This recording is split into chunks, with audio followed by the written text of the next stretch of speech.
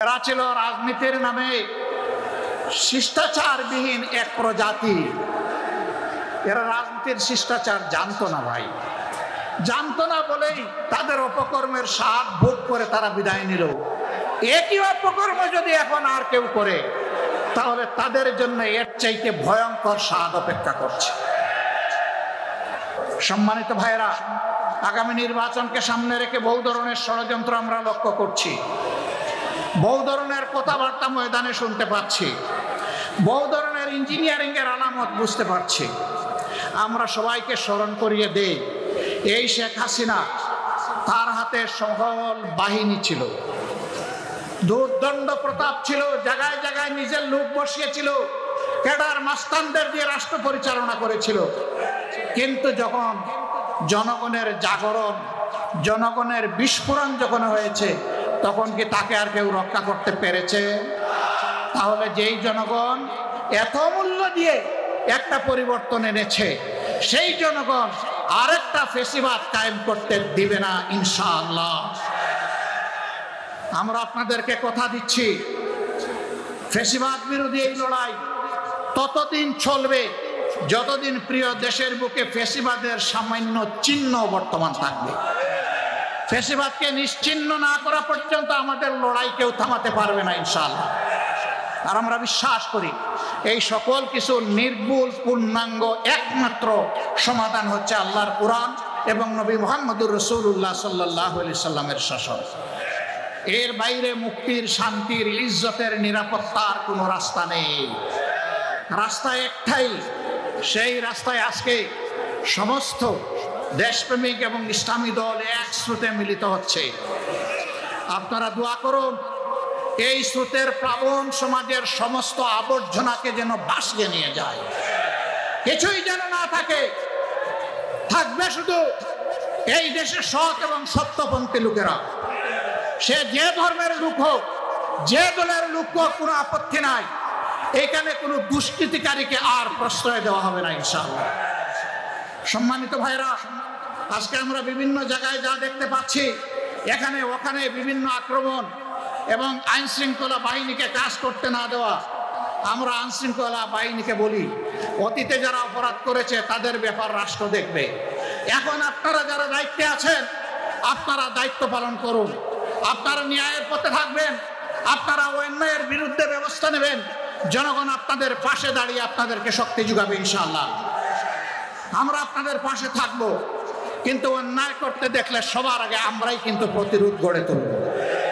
অতএব অন্যায়কারীদের পক্ষ নেবেন না, ফ্যাসিস্টদের পক্ষ নেবেন না, জনগণের পক্ষে থাকবেন, কারণ জনগণ আপনাদেরকে রাষ্ট্রের এই দায়িত্ব দিয়েছে। অতএব জনগণের বিরুদ্ধে যারা যায় তাদের কি পরিণতি হয়েছে সেদিকে একটু তাকালেই চলবে। আমরা চাই না বারবার এই দেশে একই পরিণতি যেন আরো কিছু মানুষকে ভোগ করতে হয়, বরঞ্চ আমরা চাই প্রিয় দেশে সকল শ্রেণী পেশার মানুষ একত্রিত হয়ে আমরা দেশটাকে সামনের দিকে এগিয়ে নেব ইনশাআল্লাহ। সে দেশটা কেমন হবে? সেই দেশের যুবকরা বেকারত্বের অভিশাপে ইনশাআল্লাহ ভুগবে না। আমরা তাদেরকে নৈতিক এবং বাস্তবিক এমন শিক্ষা তাদের হাতে তুলে দিতে চাই যে শিক্ষা শেষ, সাথে সাথে তার হাতে আসবে একটি কাজ। তিনি উদ্যোক্তা হতে পারেন, আবার কোনো জায়গায় চাকরিও করা লাগতে পারে। যার জন্য যেটা প্রযোজ্য তার হাতে ইনশাআল্লাহ এটা পৌঁছে যাবে। জিজ্ঞাসা করবেন এমন দেশ বাংলাদেশে আসমানের জমিনে আছে কিনা? এমন দেশ একটা দুইটা নয়, শত দেশ এইরকম আছে। তারা সার্টিফিকেট দেখে না, তারা ছাত্রদের ক্রেডেনশিয়াল নিয়ে যায়, ওখান থেকেই দিয়ে দেয়। আমাদের দেশেও তাই হবে। মা বোনদের কি হবে? 1.5 মণ ওজনের থালা কি সকল দরজায় ঝুলবে যে তারা বের হতে পারবে না? নো, তাদেরও যাদের প্রয়োজন আছে, যোগ্যতা আছে, প্রয়োজন এবং যোগ্যতা অনুযায়ী এই সমাজের উন্নয়নে সমান তালে তারাও ভূমিকা রাখবে ইনশাআল্লাহ। সেদিন দুইটা জিনিস বাড়তি পাবে, একটি তাদের মর্যাদা, আরেকটি তাদের নিরাপত্তা। এখন মর্যাদাও নাই, নিরাপত্তাও নাই, দুইটা তাদের হাতে তুলে দেওয়া হবে ইনশাআল্লাহ।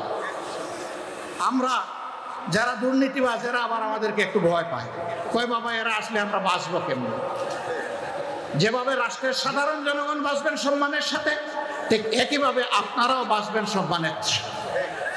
আপনি যা পাবেন তাই দিয়ে ইনশাআল্লাহ সম্মানের সাথে আপনার সংসার চলবে। এখন দুর্নীতি করতে গিয়ে এমনভাবে করেন যে শেষ পর্যন্ত কলা পাতায় ঘুমাইতে হয়, এটার দরকার পড়বে না ইনশাআল্লাহ। একজন বিচারপতি কলা পাতায় ঘুমাইছে না, ওটার প্রয়োজন হবে না। সম্মানিত ভাইরা, এই জন্য একটা বৈষম্যহীন, দুর্নীতিমুক্ত এবং আগামীর একটা মানবিক বাংলাদেশ গঠন করা হচ্ছে জামাত ইসলামের অঙ্গীকার। এই অঙ্গীকার পূরণে আমরা সৎ এবং প্রতিজ্ঞাবদ্ধ। গত 10 মাসে আমাদের কার্যক্রম তার প্রমাণ। এত মজলুম দল হওয়া সত্ত্বেও আমরা ব্যক্তিগতভাবে কারো উপর কোনো প্রতিশোধ নেই। আমরা বলছি আমাদের হাতে কোনো মানুষের জীবন, ইজ্জত, সম্পদ ক্ষতিগ্রস্ত হবে না ইনশাআল্লাহ, কারণ আমরা আল্লাহকে ভয় করি।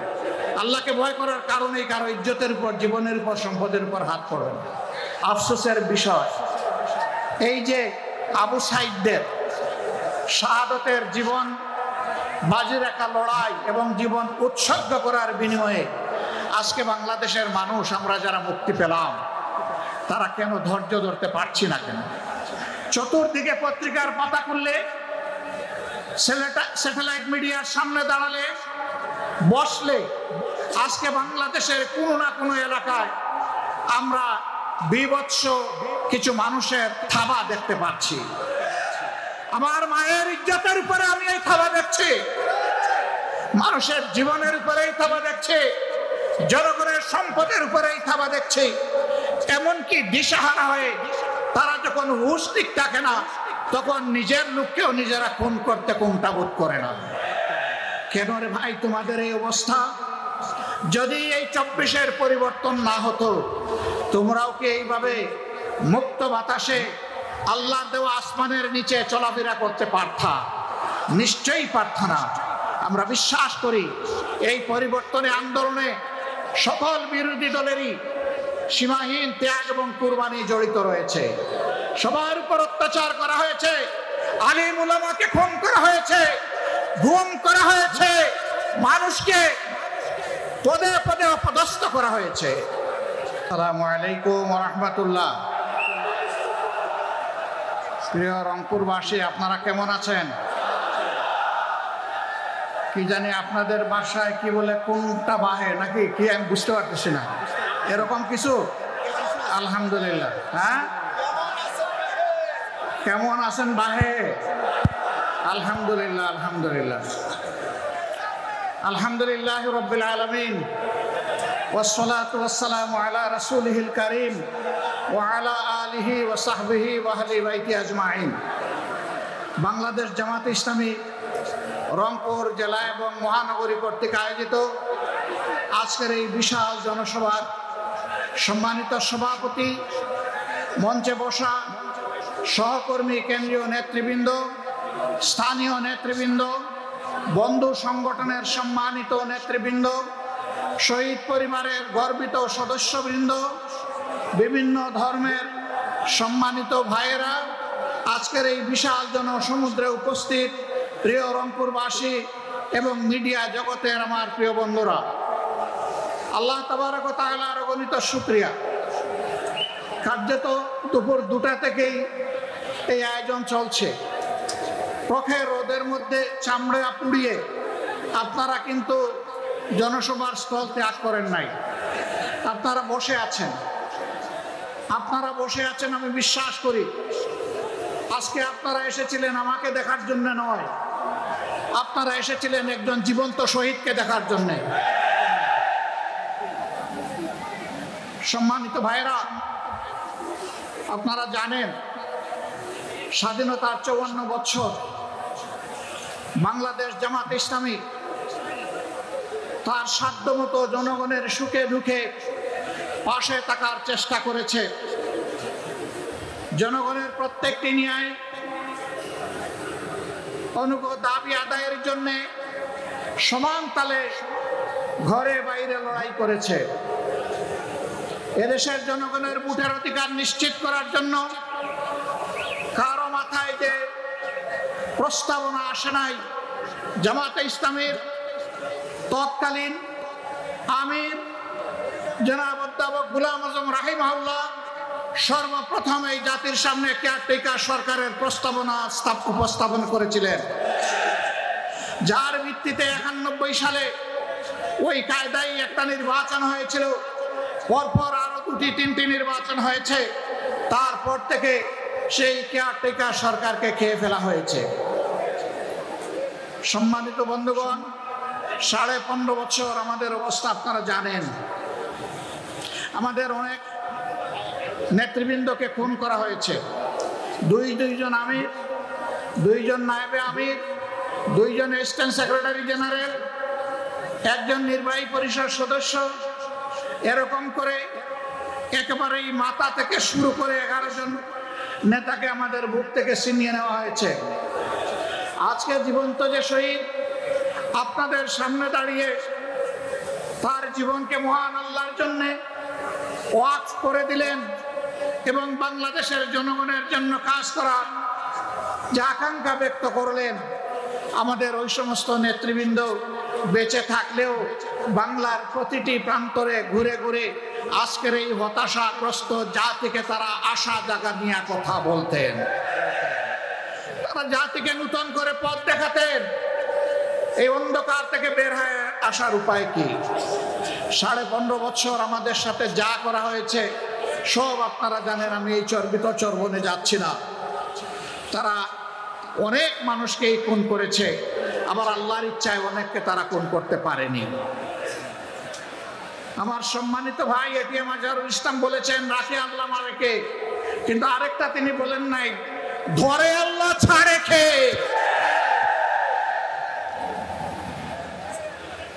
আল্লাহ তাআলা সহজে ধরেন না, কিন্তু ধরা খাইলে তার চঙ্গল থেকে কেউ বাঁচে না। মহান মাবুদের দরবারে হাজার শুকরিয়া। সম্মানিত নেতৃবৃন্দ অন্যায়ের কাছে এক মুহূর্তের জন্য মাথা নত করেন নাই। আল্লাহর দেওয়া সম্মানের মাথা বারবার লুটিয়ে পড়েছেন, মাটিতে নত করেছেন, কিন্তু দুনিয়ার কোনো অপশক্তির চক্রাঙ্গানিকে তারা পরোয়া করেন নাই। কোন লোক লালসার দিকে ফিরে তাকাননি, হুমকি দমকিকে পাত্তাই দেননি, বরঞ্চ ফাঁসির মঞ্চে গিয়েছেন হাসতে হাসতে।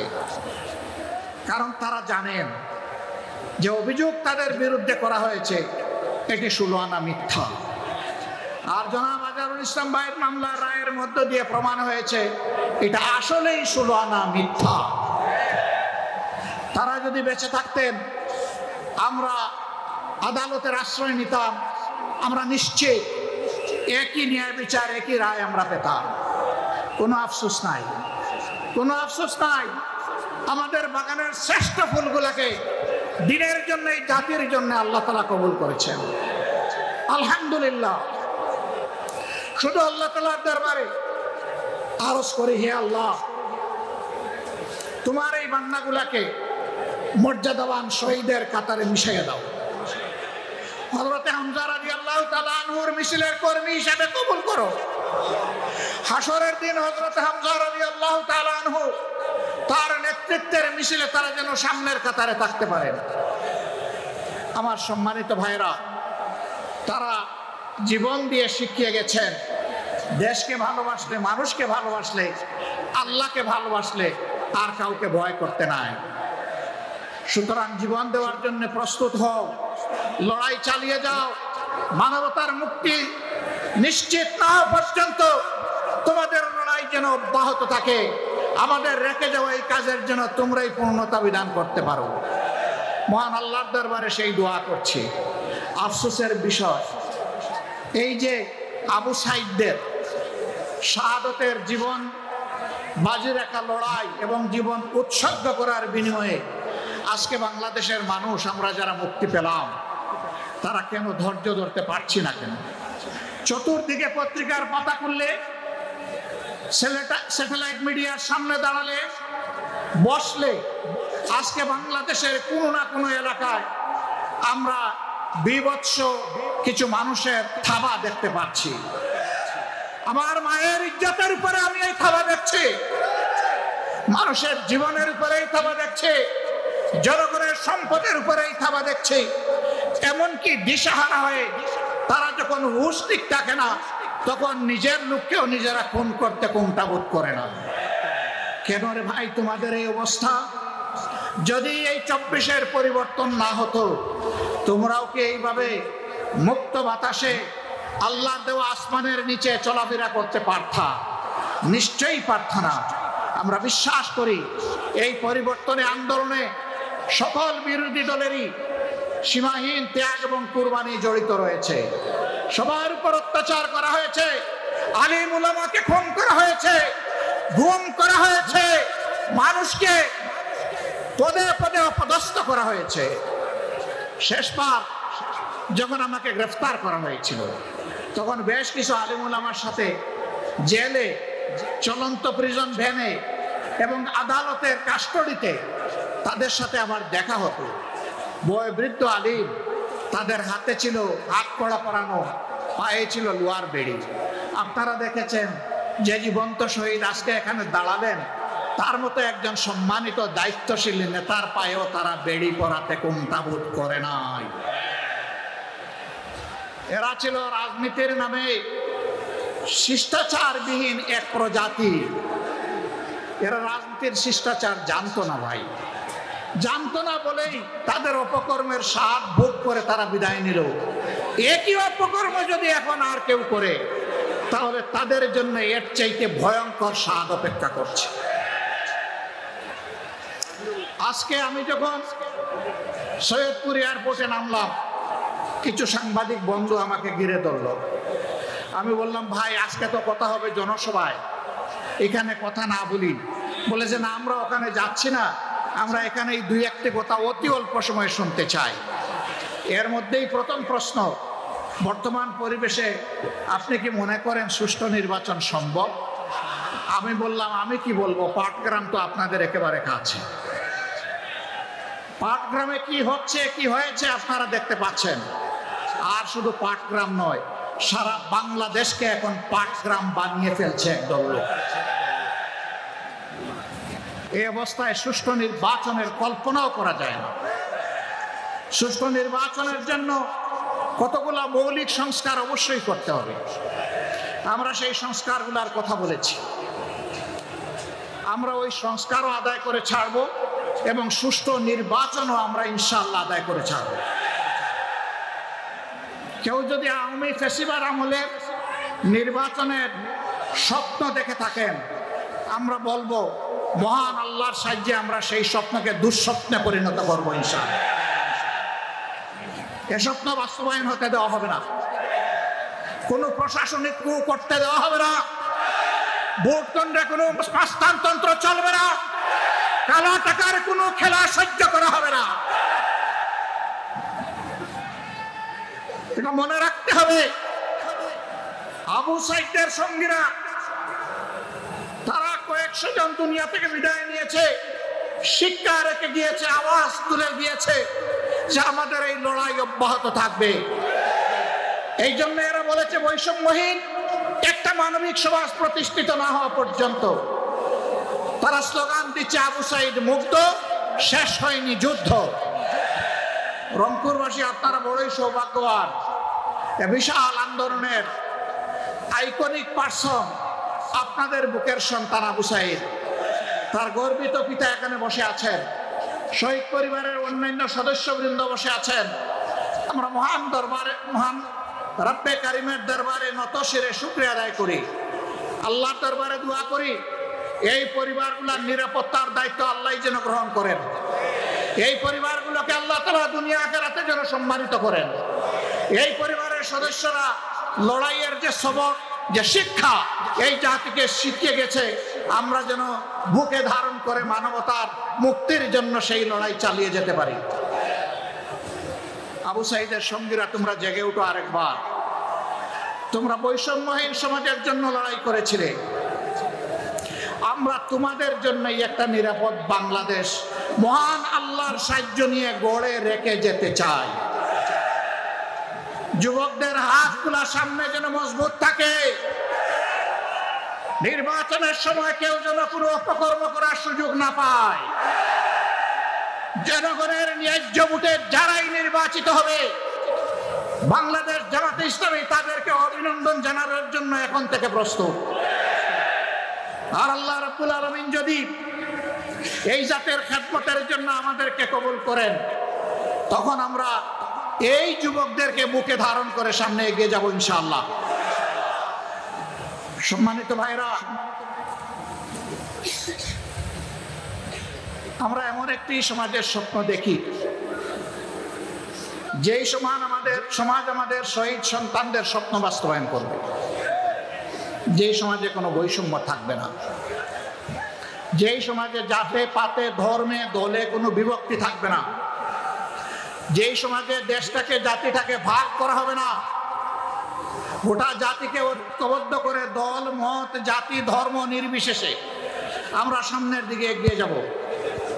54 বছর যারা সংখ্যালঘু নির্যাতন বলে মায়া কান্না করেছিল, আমি মহান রবকে সাক্ষী রেখে বলছি, সংখ্যালঘুদের সম্পদ এরাই ডাকাতি করেছে। আমরা এদেশে সংখ্যাগুরু মানি না। এটা বলেই তাদের ক্ষতি 12টা বাজানো হয়েছে, ক্ষতি সাধন করা হয়েছে। এই দেশের মাটিতে যারাই জন্মগ্রহণ করবেন তারা সকলেই বাংলাদেশের সমমর্যাদার গর্বিত নাগরিক। আমাদের কনস্টিটিউশন, আমাদের সংবিধান সকলকে সেই অধিকার দিয়েছে। আমরা কথা দিচ্ছি, আমরা সংবিধান বাংলাদেশের জনগণকে যা দেবে তার আমরা পাহারাদার হব ইনশাআল্লাহ। ওরা মালিক হয়েছিল রাষ্ট্রের, আমরা সেবক হব জনগণের ইনশাআল্লাহ।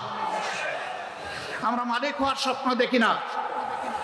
আমরা নির্বাচনে কিছু বিষয় আপনাদের জাতির সামনে উপস্থাপন করব।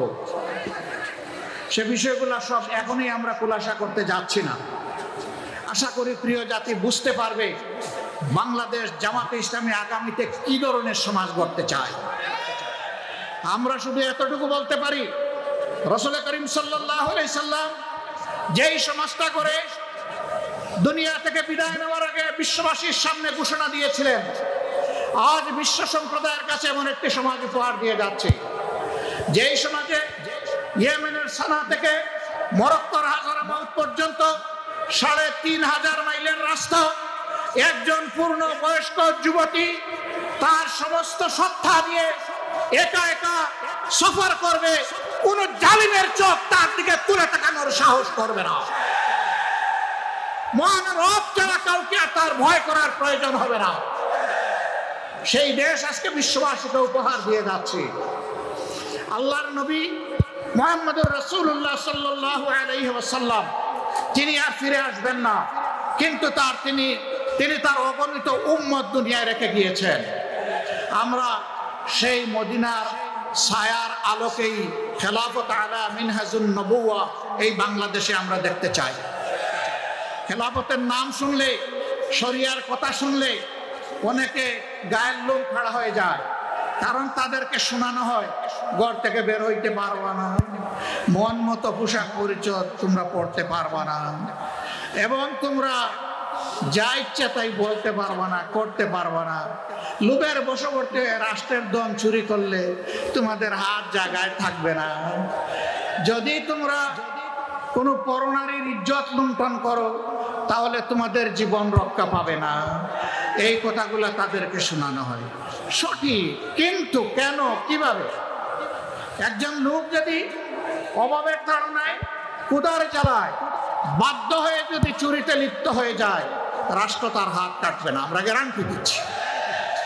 আগে রাষ্ট্র তার পেটের ক্ষুধা, পেটের আগুন নামানোর চেষ্টা করবে।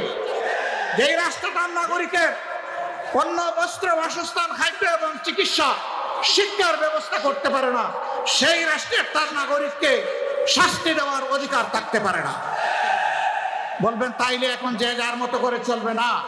ওই রাষ্ট্র গড়ার আগ পর্যন্ত বর্তমান সংবিধান অনুযায়ী দেশের নিয়ন্ত্রণ এবং আইন শৃঙ্খলা সরকারকে রক্ষা করতে হবে। প্রিয় ভাইয়েরা, জায়গায় জায়গায় আমরা দেখছি, সাংবাদিক বন্ধু দ্বিতীয় প্রশ্ন করেছিল, দেশে বিভিন্ন মব হচ্ছে, আপনারা এগুলা সমর্থন করেন কিনা? আমরা বলছি মব কোনো নতুন কালচার নয় বাংলাদেশে। 72 সাল থেকে এই মব চলছে। 72 সালে স্বাধীন বাংলাদেশে নারীদের স্তন কেটে মালা বানিয়ে গলায় পড়েছে এমন কুলাঙ্গার এখনো বাংলাদেশে জীবিত আছে। সে নারী যেই হোক, সে আমার মা, সে আমার বোন, সে আমার মেয়ে, তার স্তন কাটা তো দূরের কথা, তার ইজ্জতে হাত দেওয়ার অধিকার আমার আল্লাহ কাউকে দান করেননি। সেগুলা কি মাপ ছিল না? জীবন্ত মানুষকে কুচিয়ে কুচিয়ে বেনর দিয়ে ক্যামেরার সামনে, মুভি ক্যামেরার সামনে হত্যা করা হয়েছে, সেগুলাও মত ছিল। তাই বলে আমরা কি মতকে সমর্থন করব? না, সমর্থন করার প্রশ্ন। নাগরিক নিজের হাতে আইন তুলে নেওয়ার এখতিয়ার রাখেন না। রাষ্ট্রের বিদ্যমান আইন, সে যে আইন হোক, সেই আইনের ভিত্তিতেই বিচার হবে যদি কেউ অপরাধ করে থাকে। অপরাধীর বিচার করার দায়িত্ব জনগণের নয়, এই দায়িত্ব বিচার বিভাগের, সরকারের পক্ষ থেকে। বিচার বিভাগ এবং সরকারকে, নির্বাহী বিভাগকে মিলেই বিচার নিশ্চিত করতে হবে। 24-এ গণবিপ্লবে, গণ আন্দোলনে যারা নিহত হয়েছেন, যারা ক্রিটিক্যালি ইনজিওর্ড হয়ে আহত হয়েছেন, যারা পঙ্গু হয়েছেন, যারা মেরুদণ্ডে বুলেট বিদ্ধ হয়ে জীবন্ত লাশ হয়ে নিজের ঘর কিংবা হাসপাতালের বিছানায় পড়ে আছেন, এখনো তাদের চিকিৎসা আমরা দিতে পারিনি। এই উপকর্মে যারা সরাসরি জড়িত ছিল, তাদের বিচার এদেশের জনগণ দেখতে চায়। তাদের বিচার যদি হয়, তাহলে ভবিষ্যতে কেউ কোনো দলকে তুষ্ট করার জন্য জনগণের উপর এই ধরনের নোংরা হামলা চালানোর আর দুঃসাহস দেখাবে না। আর যদি বিচার না হয়, তাহলে অবিচারের সংস্কৃতির কারণে বাংলাদেশ একটা জঙ্গলে পরিণত হবে। আমরা কি আমাদের দেশকে জঙ্গলে পরিণত করতে দেব? প্রশ্নই উঠে না। সম্মানিত ভাইরা, আগামী নির্বাচনকে সামনে রেখে বহু ধরনের ষড়যন্ত্র আমরা লক্ষ্য করছি, বহু ধরনের কথাবার্তা ময়দানে শুনতে পাচ্ছি, বহু ধরনের ইঞ্জিনিয়ারিং এর আলামত বুঝতে পারছি।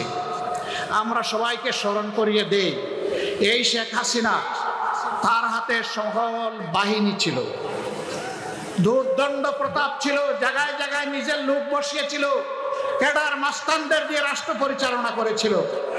কিন্তু যখন জনগণের জাগরণ, জনগণের বিস্ফোরণ যখন হয়েছে, তখন কি তাকে আর কেউ রক্ষা করতে পেরেছে? তাহলে যেই জনগণ এত মূল্য দিয়ে একটা পরিবর্তন এনেছে, সেই জনগণ আরেকটা ফেসিবাদ কায়েম করতে দিবে না ইনশাআল্লাহ।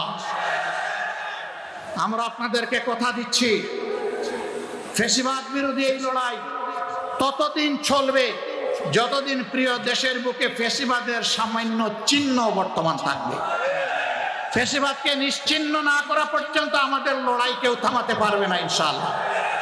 আর আমরা বিশ্বাস করি, এই সকল কিছু নির্ভুল, পূর্ণাঙ্গ একমাত্র সমাধান হচ্ছে আল্লাহর কুরআন এবং নবী মুহাম্মদুর রাসূলুল্লাহ সাল্লাল্লাহু আলাইহি সাল্লামের শাসন।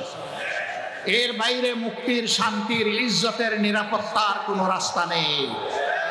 রাস্তা একটাই, সেই রাস্তায় আজকে সমস্ত দেশপ্রেমিক এবং ইসলামী দল এক স্রোতে মিলিত হচ্ছে। আপনারা দোয়া করুন, এই স্রোতের প্লাবন সমাজের সমস্ত আবর্জনাকে যেন ভাসিয়ে নিয়ে যায়, কিছুই যেন না থাকে। থাকবে শুধু এই দেশে সৎ এবং সত্যপন্থী লোকেরা। সে যে ধর্মের লোক হোক, যে দলের লোক হোক, কোনো আপত্তি নাই। এখানে কোনো দুষ্কৃতিকারীকে আর প্রশ্রয় দেওয়া হবে না ইনশাআল্লাহ। সম্মানিত ভাইরা, আজকে আমরা বিভিন্ন জায়গায় যা দেখতে পাচ্ছি, এখানে ওখানে বিভিন্ন আক্রমণ এবং আইন শৃঙ্খলা বাহিনীকে কাজ করতে না দেওয়া। আমরা আইন শৃঙ্খলা বাহিনীকে বলি, অতীতে যারা অপরাধ করেছে তাদের ব্যাপার রাষ্ট্র দেখবে। এখন আপনারা যারা দায়িত্বে আছেন, আপনারা দায়িত্ব পালন করুন। আপনারা ন্যায়ের পথে থাকবেন, আপনারা অন্যায়ের বিরুদ্ধে ব্যবস্থা নেবেন। জনগণ আপনাদের পাশে দাঁড়িয়ে আপনাদেরকে শক্তি যোগাবে ইনশাআল্লাহ। আমরা আপনাদের পাশে থাকব, কিন্তু অন্যায় করতে দেখলে সবার আগে আমরাই কিন্তু প্রতিরোধ গড়ে তুলব। অতএব অন্যায়কারীদের পক্ষ নেবেন না, ফ্যাসিস্ট কারো পক্ষ নেবেন না, জনগণের পক্ষে থাকবেন, কারণ জনগণ আপনাদেরকে রাষ্ট্রের এই দায়িত্ব দিয়েছে। অতএব জনগণের বিরুদ্ধে যারা যায়, তাদের কি পরিণতি হয়েছে সেদিকে একটু তাকালেই চলবে। আমরা চাই না বারবার এই দেশে একই পরিণতি যেন আরো কিছু মানুষকে ভোগ করতে হয়। বরঞ্চ আমরা চাই প্রিয় দেশে সকল শ্রেণী পেশার মানুষ একত্রিত হয়ে আমরা দেশটাকে সামনের দিকে এগিয়ে নেব ইনশাআল্লাহ। সে দেশটা কেমন হবে? সেই দেশের যুবকরা বেকারত্বের অভিশাপে ইনশাআল্লাহ ভুগবে না। আমরা তাদেরকে নৈতিক এবং বাস্তবিক এমন শিক্ষা তাদের হাতে তুলে দিতে চাই, যে শিক্ষা শেষ, সাথে সাথে তার হাতে আসবে একটি কাজ। তিনি উদ্যোক্তাও হতে পারেন, আবার কোনো জায়গায় চাকরিও করা লাগতে পারে। যার জন্য যেটা প্রযোজ্য তার হাতে ইনশাল্লাহ এটা পৌঁছে যাবে। জিজ্ঞাসা করবেন এমন দেশ বাংলাদেশে আসমানের জমিনে আছে কিনা? এমন দেশ একটা দুইটা নয়, শত দেশ এইরকম আছে। তারা সার্টিফিকেট দেখে না, তারা ছাত্রদের ক্রেডেনশিয়াল নিয়ে যায়, ওখান থেকেই দিয়ে দেয়। আমাদের দেশেও তাই হবে। মা বোনদের কি হবে? 1.5 মণ ওজনের থালা কি সকল দরজায় ঝুলবে যে তারা বের হতে পারবে না? নো, তাদেরও যাদের প্রয়োজন আছে, যোগ্যতা আছে, প্রয়োজন এবং যোগ্যতা অনুযায়ী এই সমাজের উন্নয়নে সমান তালে তারাও ভূমিকা রাখবে ইনশাআল্লাহ। সেদিন দুইটা জিনিস বাড়তি পাবে, একটি তাদের মর্যাদা, আরেকটি তাদের নিরাপত্তা। এখন মর্যাদাও নাই, নিরাপত্তাও নাই, দুইটা তাদের হাতে তুলে দেওয়া হবে ইনশাআল্লাহ। আমরা যারা দুর্নীতিবাজ, এরা আবার আমাদেরকে একটু ভয় পায়, কয় বাবা এরা আসলে আমরা বাঁচবো কেমন? যেভাবে রাষ্ট্রের সাধারণ জনগণ বাঁচবেন সম্মানের সাথে, ঠিক একইভাবে আপনারাও বাঁচবেন সম্মানের সাথে। আপনি যা পাবেন তাই দিয়ে ইনশাআল্লাহ সম্মানের সাথে আপনার সংসার চলবে। এখন দুর্নীতি করতে গিয়ে এমনভাবে করেন যে শেষ পর্যন্ত কলা পাতায় ঘুমাইতে হয়, এইটার দরকার পড়বে না ইনশাআল্লাহ। একজন বিচারপতি কলা পাতায় ঘুমাইছে না, ওটার প্রয়োজন হবে না। সম্মানিত ভাইয়েরা, এই জন্য একটা বৈষম্যহীন, দুর্নীতিমুক্ত এবং আগামীর একটা মানবিক বাংলাদেশ গঠন করা হচ্ছে জামাত ইসলামের অঙ্গীকার। এই অঙ্গীকার পূরণে আমরা সৎ এবং প্রতিজ্ঞাবদ্ধ। গত 10 মাসে আমাদের কার্যক্রম তার প্রমাণ। এত মজলুম দল হওয়া সত্ত্বেও আমরা ব্যক্তিগতভাবে কারো উপর কোনো প্রতিশোধ নেই।